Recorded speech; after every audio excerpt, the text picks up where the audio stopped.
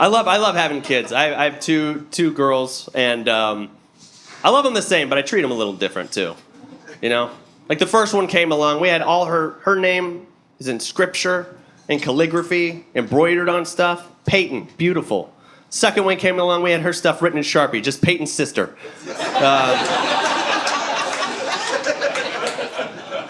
People ask me, so those of you who don't have kids, people ask me all the time, like, what's the hardest part about having kids?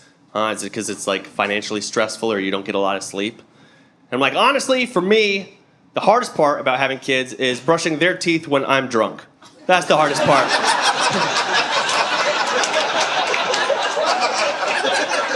I'm like trying to brush her teeth. I'm like, stop moving around. She's like, I'm not. You are. I'm like, okay, whoa. I'm going to sit down to brush your teeth tonight, honey.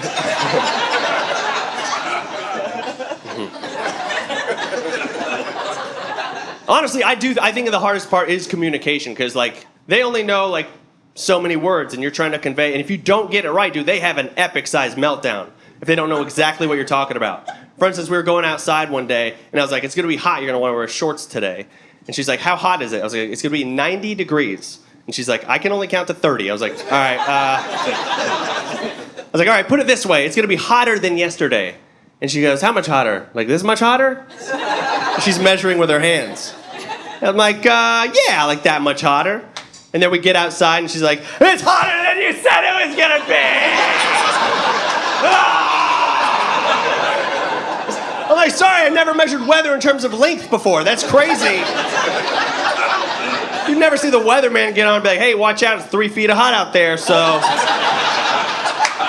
stay hydrated."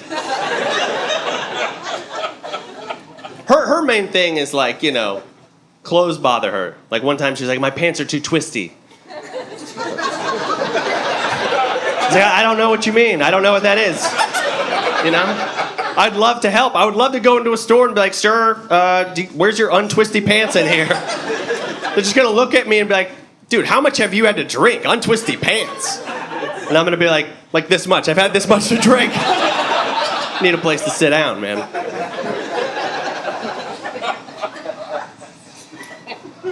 We had a really big teaching moment, though. We had our first big teaching moment when my daughter was 4, right? This is what happened. Birthday party was next door. She goes over to the birthday party, and the little girl over there got toy makeup, right? And they're playing around with that. And after the birthday party, we got home, closed the door, and immediately when I closed the door, my daughter just starts bawling like crazy. And I settled her down. I was like, "Honey, what's wrong?" And after she like gathered herself and stopped crying, she was like, "I want makeup because I'm not beautiful." Dude, 4 years old this starts, dude. Broke my heart. But I was like, honestly, this is a good teaching moment too, though, okay? I was like, "Honey, you don't need makeup to be beautiful, okay? But your friend Jessica?"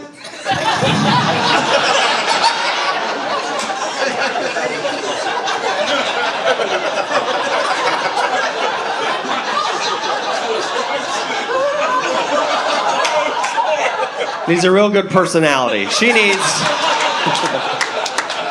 Dude, I'm messing around. I'm messing around up there, all right? Chill. All I'm saying is pretty people have it easier. We can all agree on that, men and women, right? Yeah. Dude, exactly. Whenever I see a pretty person crying, I don't even feel bad. Dude, I'm like, what's the matter? No free shit today? Huh? Like, if I see a pretty person, like, driving a nice car, I'm like, that's not your car. Someone gave you that for being pretty, right?